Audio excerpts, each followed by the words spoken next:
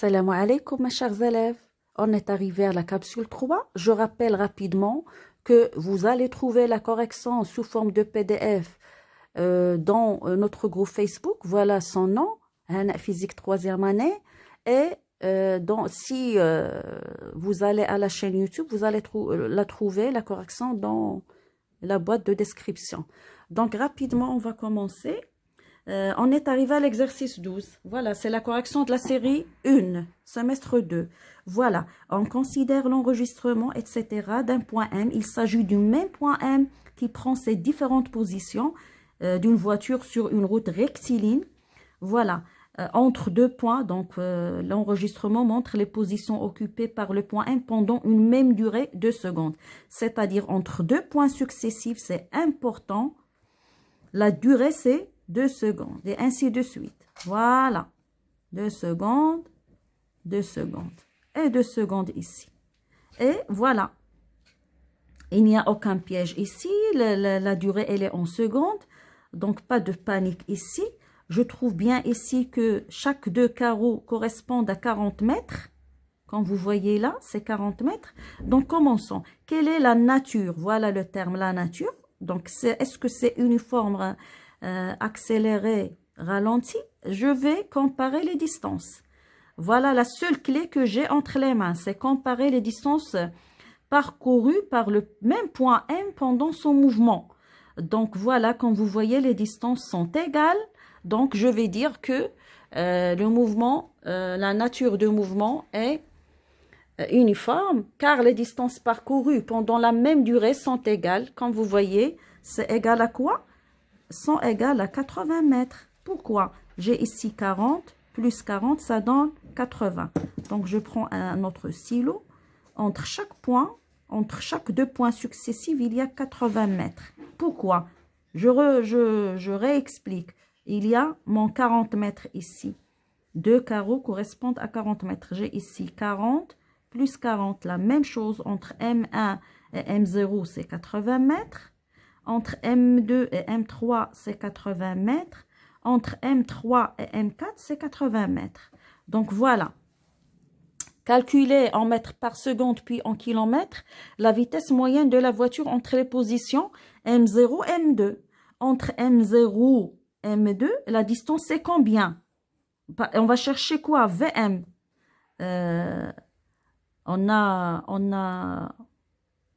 On cherche VM. Il faut prendre une autre feuille, mais c'est pas grave. Donc, c'est pas grave. Qu'est-ce que je viens de dire? Entre M0 et M2. Voilà. Il n'y a pas ici assez d'espace. Donc, VM, c'est D sur delta T. Application numérique. Je pense que c'est clair sur la caméra. C'est combien M0 et M2? Revenons ici, entre M0 et M2, la distance c'est 80 plus 80. Donc c'est 160 mètres. Divisé par quoi? Par delta T. C'est combien le temps? C'est 2 secondes plus 2 secondes. C'est la durée de parcours pour parcourir cette distance entre M0 et M2. C'est combien? C'est 4 secondes. Un simple calcul avec la calculatrice.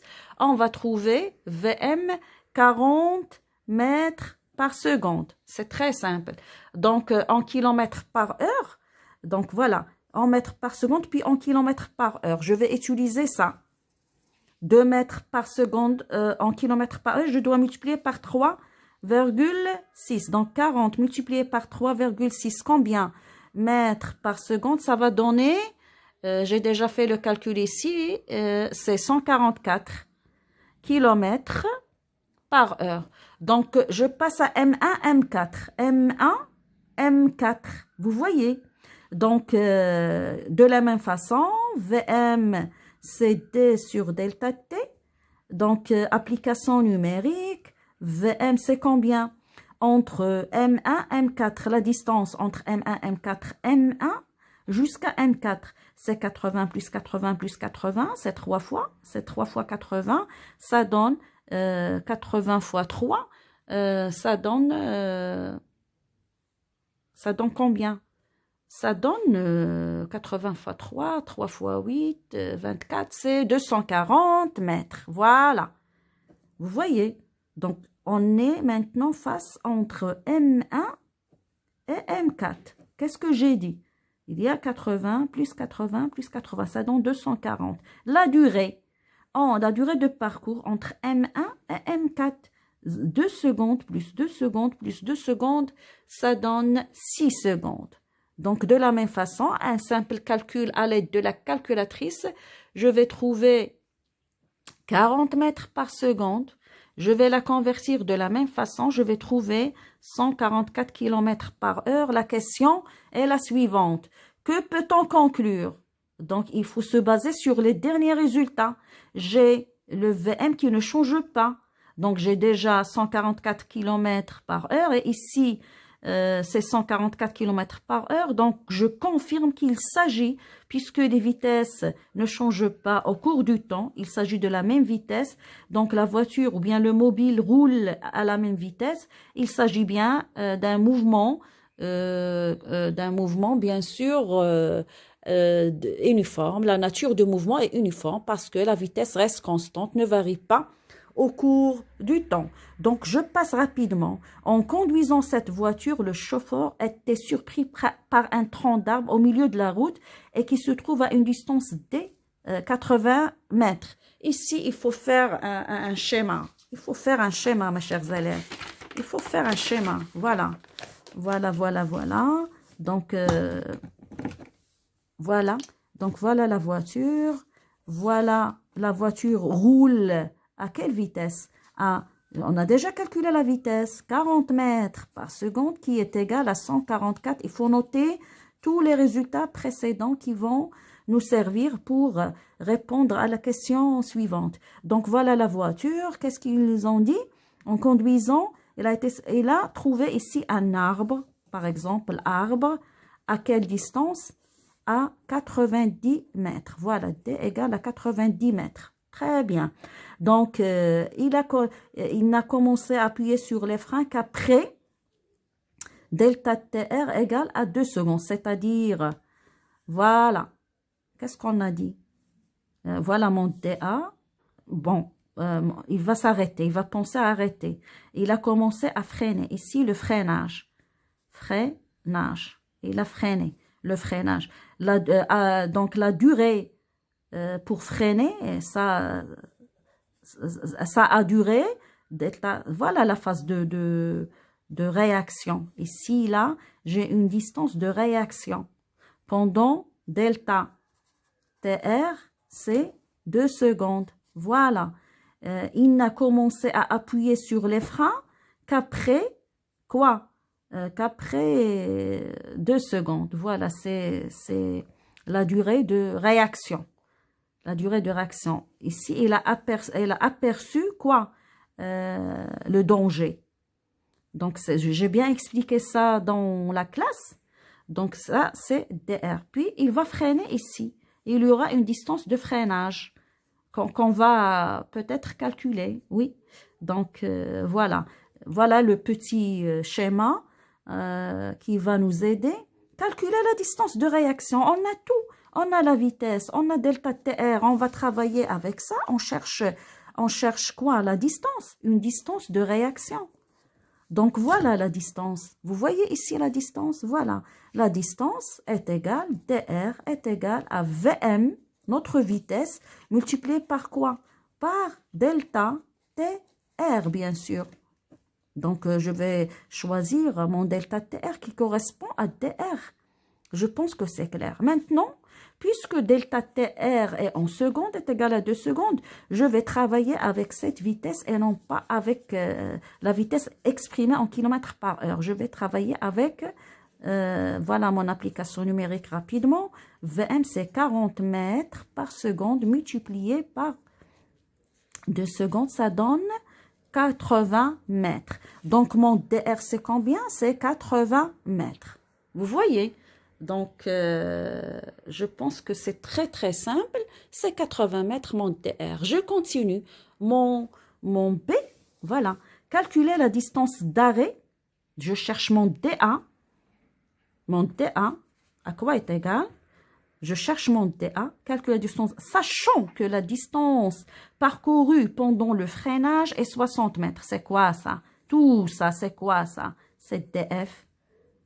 Je vais les résumer en cette écriture. DF égale à 60 mètres. Vous voyez? Donc, tout simplement, on va appliquer la relation DA égale, c'est déjà vu en classe, DR plus DF. Et elle est déjà notée dans notre carte mentale. La voilà, je vais la trouver tout de suite ici, je pense. Donc, elle n'est pas notée, je ne l'ai pas notée. Non, non, elle est là. DA égale DR plus DF, comme vous voyez. Donc, je passe à une simple application numérique. Application numérique, DA à quoi est égal? DR, c'est 80 mètres, plus DF, c'est 60 mètres. Donc, c'est combien? C'est déjà, c'est 140 mètres, voilà. Donc, DA, c'est 140 mètres, c'est-à-dire, déjà ici, il y a 90 mètres, mais mon DA, tout mon DA, c'est à quoi? La distance d'arrêt, c'est-à-dire mon véhicule est arrêté à une distance de, voilà mon véhicule est arrêté à une distance de quoi? De 140 mètres. Vous voyez? Donc, on a calculé le DA, c'est très simple. Quelle est la question suivante? Dans le cas où le chauffeur n'a pas, est-ce que le chauffeur a pu éviter l'accident? Bien sûr que non. Non, il n'a pas. Il a heurté l'arbre. Il a heurté, c'est-à-dire il est entré dans un choc avec l'arbre. Donc, elle n'a pas pu éviter l'accident. Il y a ici un point d'exclamation. Quelle est la cause? Quelle est la cause? Pourquoi elle n'a pas pu éviter l'accident? Si on me demande ici, justifier votre réponse, tout simplement parce que DA, qui est égal à 140 mètres, elle est supérieure à D, qui est égal à 90 mètres. Vous voyez?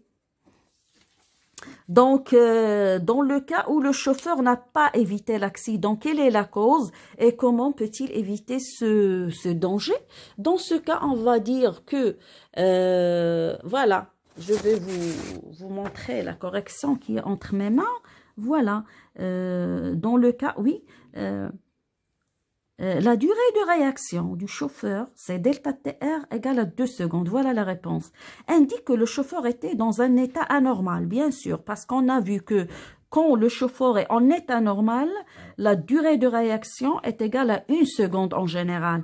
Donc, peut-être il a utilisé son téléphone portable en conduisant, peut-être il a pris des médicaments ou des substances qui influencent sur la concentration ou qui peuvent provoquer le sommeil. Donc, pour éviter ce danger, utilisez la ceinture de sécurité, ne pas utiliser un téléphone portable en conduisant, évitez de conduire si vous prenez des médicaments ou des substances qui influencent sur la concentration ou qui peuvent provoquer le sommeil. Voilà.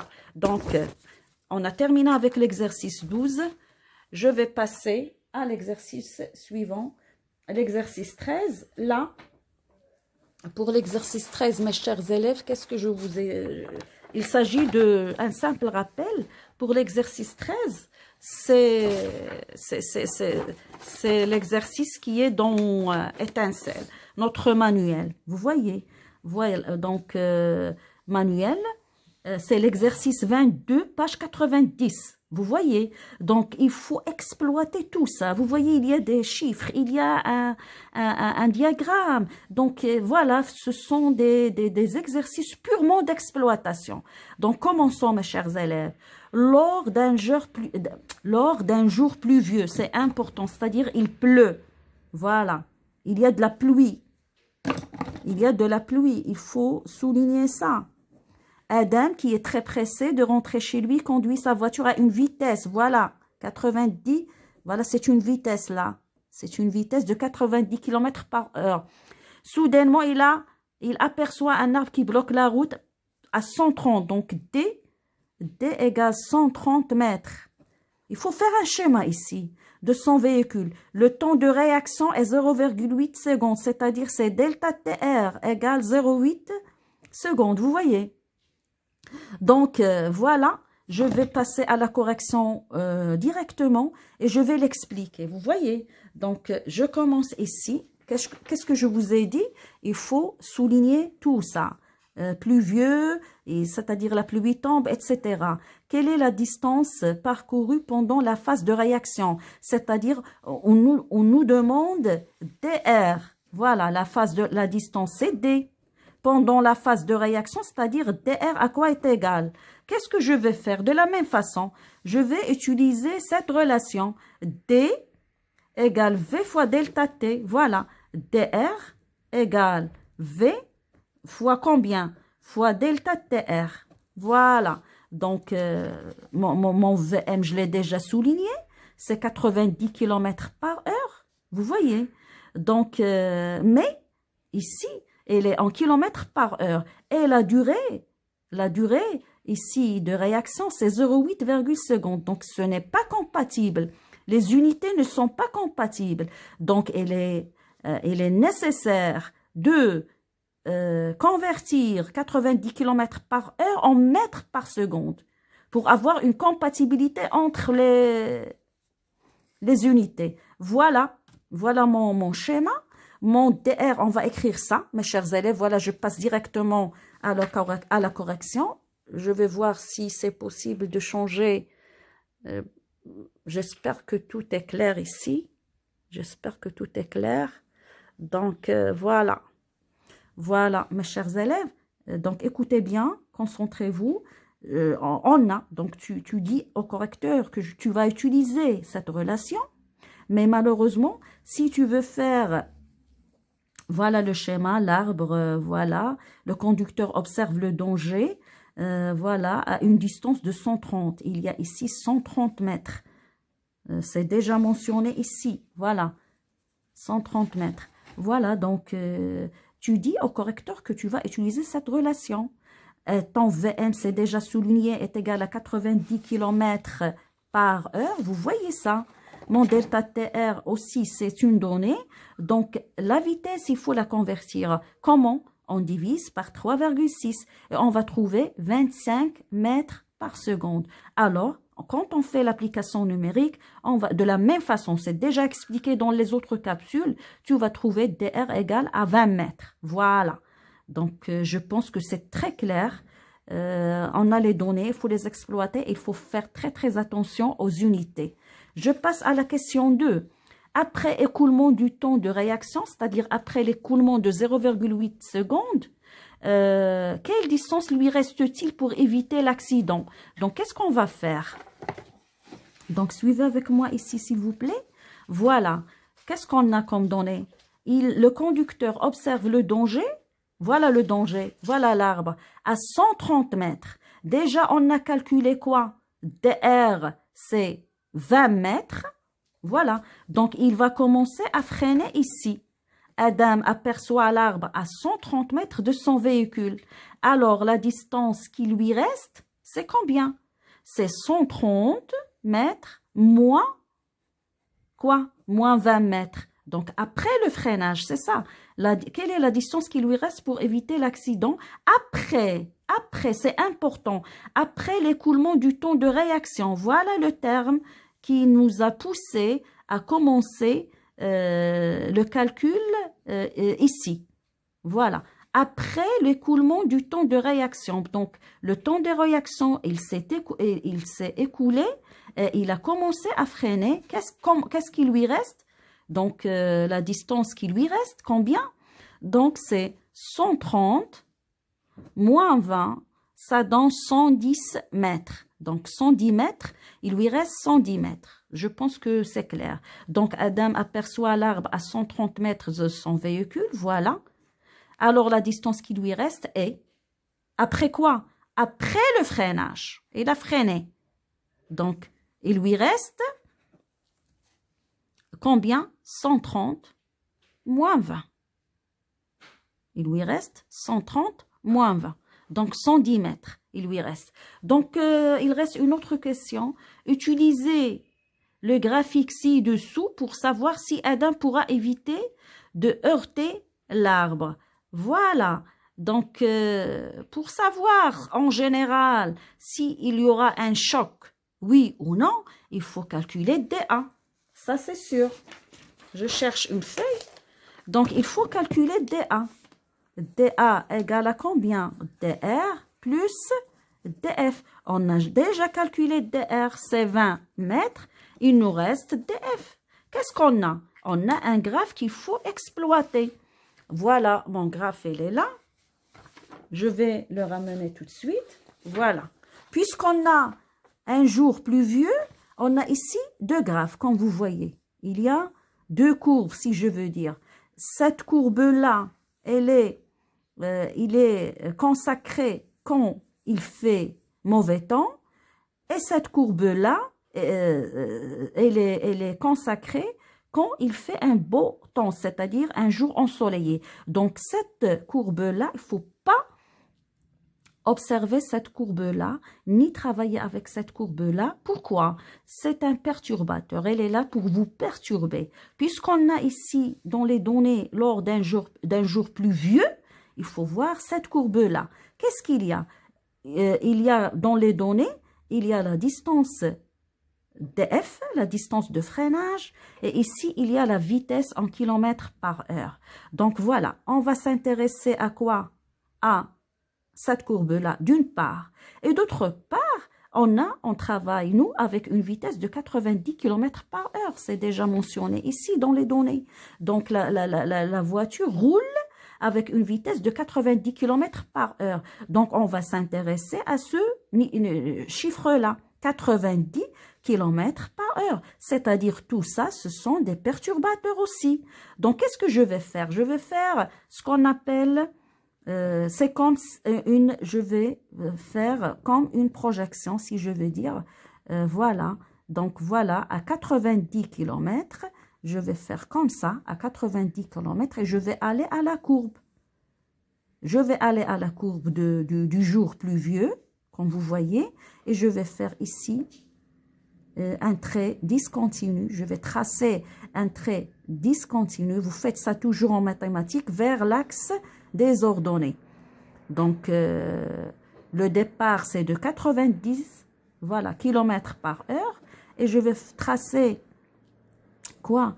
Un trait qui est bien sûr vertical vers la courbe. Une fois arrivé à la courbe, je vais tracer un trait discontinu, mais cette fois-ci horizontal, vers quoi?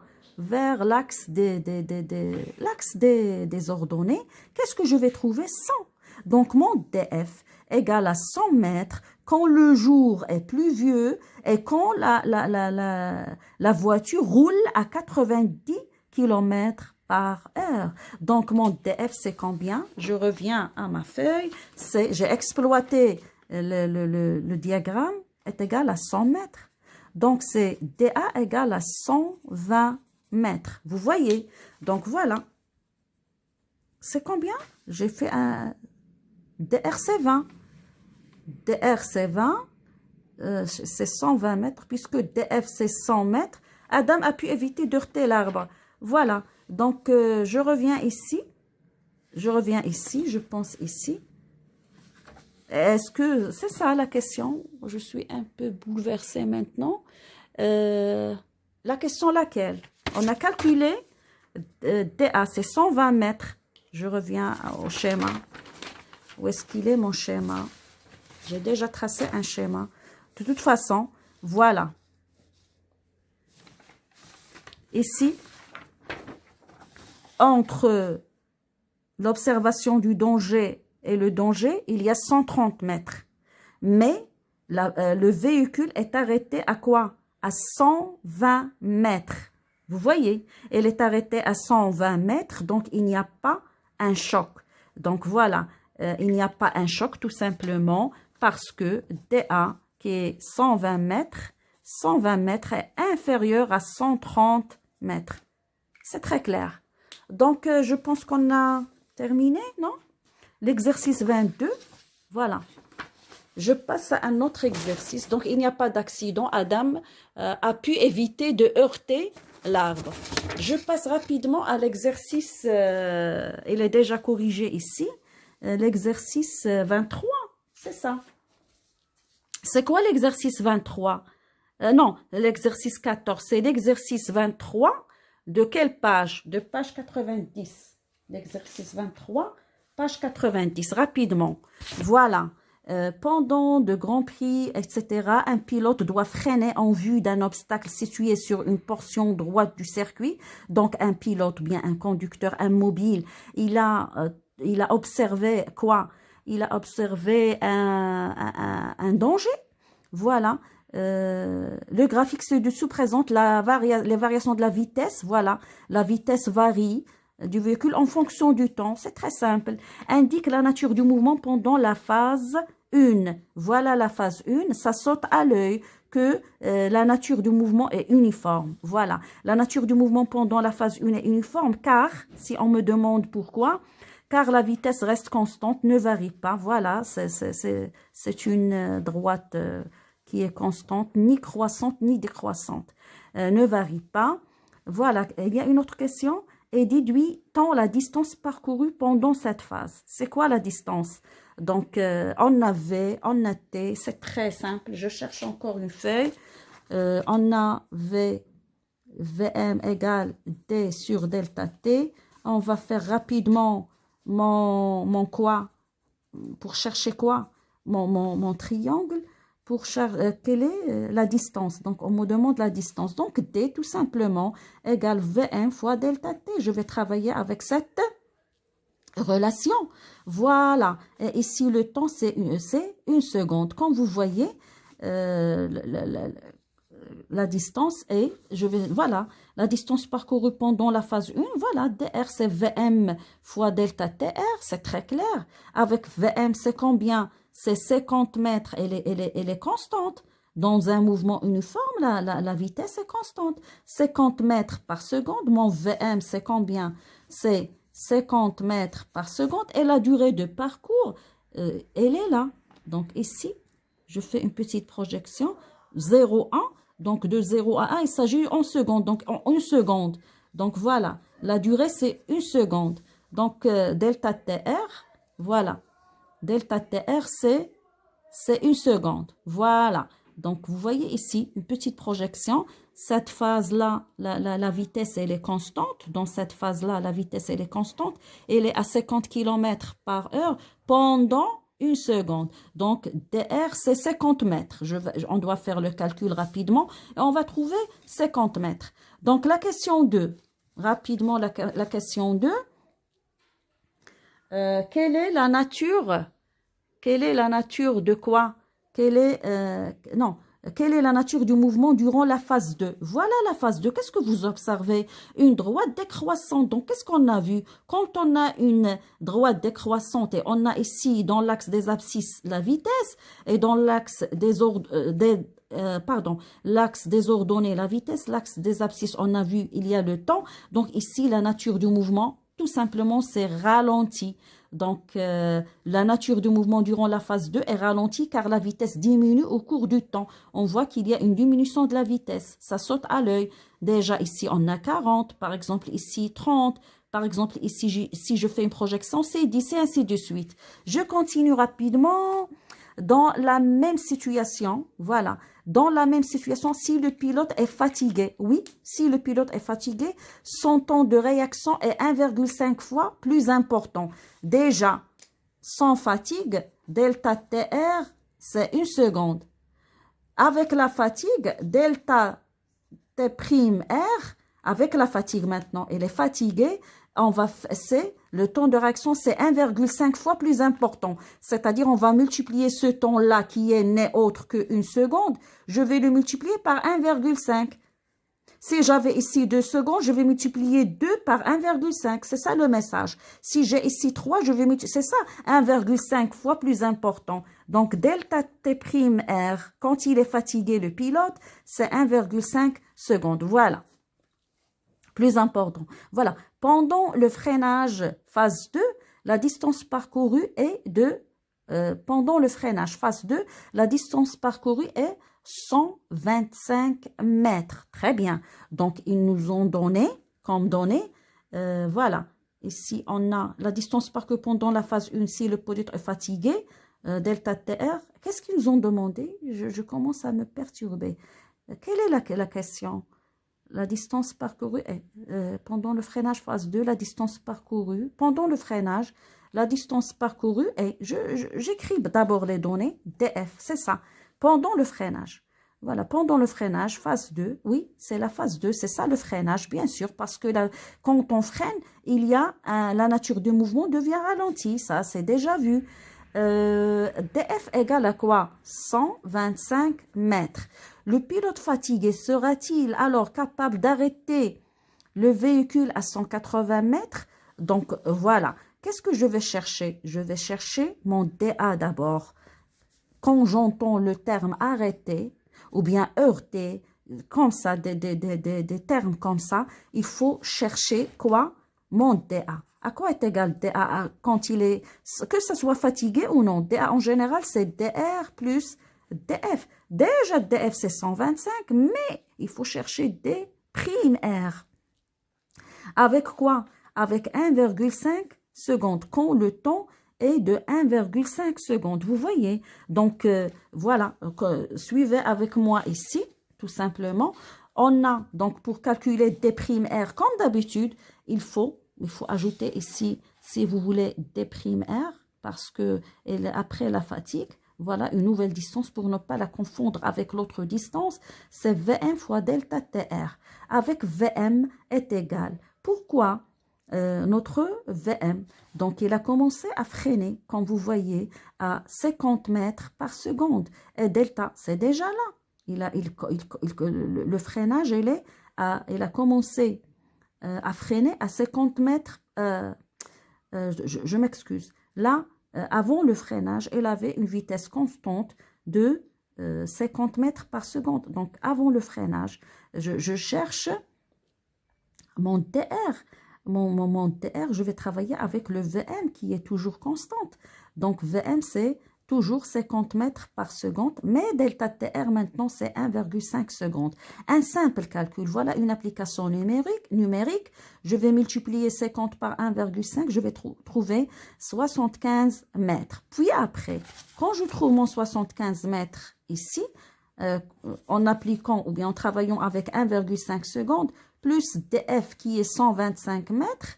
Donc, je vais faire un calcul, je vais trouver 200 mètres. Vous voyez? Donc, DA, 200 mètres, est supérieur à 180. C'est très simple. Pardon?